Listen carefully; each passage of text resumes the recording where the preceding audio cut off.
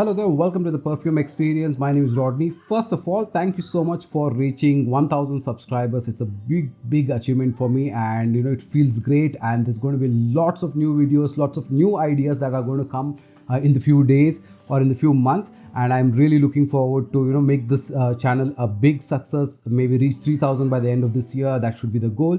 And the next step is to go ahead and reach the 4000 hours that is required in terms of watch time, right?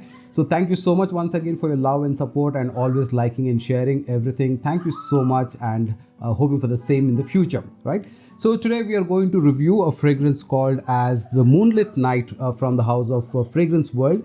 And this, if you look at this particular fragrance, it is a alt of the popular Dolce & Gabbana's The One series. In the One series, there's a fragrance called the Luminous Night, okay, which is an exact copy of this particular bottle as well. The flanker is like almost same to same. It kind of comes in this particular box. And before we actually go ahead further, I would like to thank a fellow fragate called as Sonu, who has was generous enough to give me this bottle just 2 days after he received it for me to review it and share the opinion with you. So yes, a special thanks to fragates like him who make this community very fulfilling and enriching and makes it easier for us to get access to fragrances that we can review.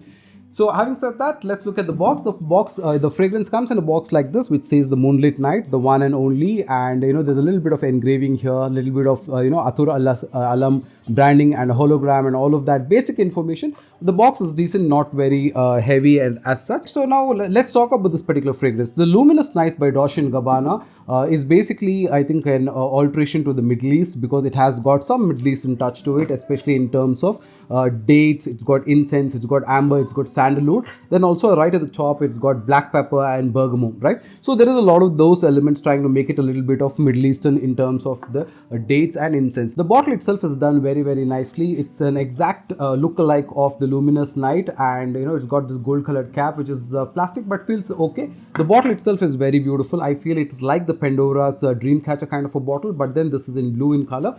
The atomizer also is good. In fact, there's a very nice hologram on the atomizer right at the top, which is a very nice touch.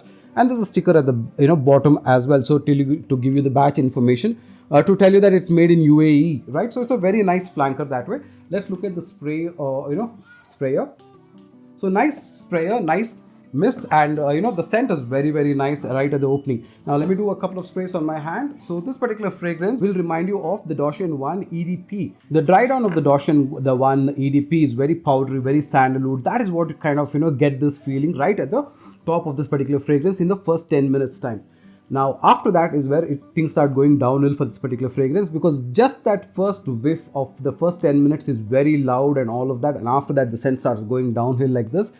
All throughout, in less than 2 hours time, it is off you types. You don't smell it. Maybe the projection or somebody can smell you at about 1.5 feet. Somebody sitting next to you will be able to sniff it, but otherwise there is nothing. And plus, as I said, the notes from this particular fragrance, there's supposed to be a little bit of a spicy, woody, incensey, all of that feeling is all missing. So the fragrance is very linear, and you don't really get any of those notes that I was talking to you about at all. So in that way, this particular fragrance lacks a lot of punch and a lot of fuzz about it. So the only good thing is the flanker itself, and the scent profile is nice to kind of smell. It's very nice. It gives you that feeling of the Dolce & Gabbana part. Aside to that, nothing going for this particular fragrance, right? So on the whole, I would say this is in a flanker that you can kind of skip buying, because this is not really there in terms of its performance. I think it should be about sub 1500 rupees to 2000 at max that you can get this, but I don't really think this is a good alt of the Luminous Night as such. It kind of feels that this particular fragrance can be totally avoided, because this particular fragrance for me, it feels like Dreamcatcher is much better. At least that performs a little longer than this. This is more of a skin scent.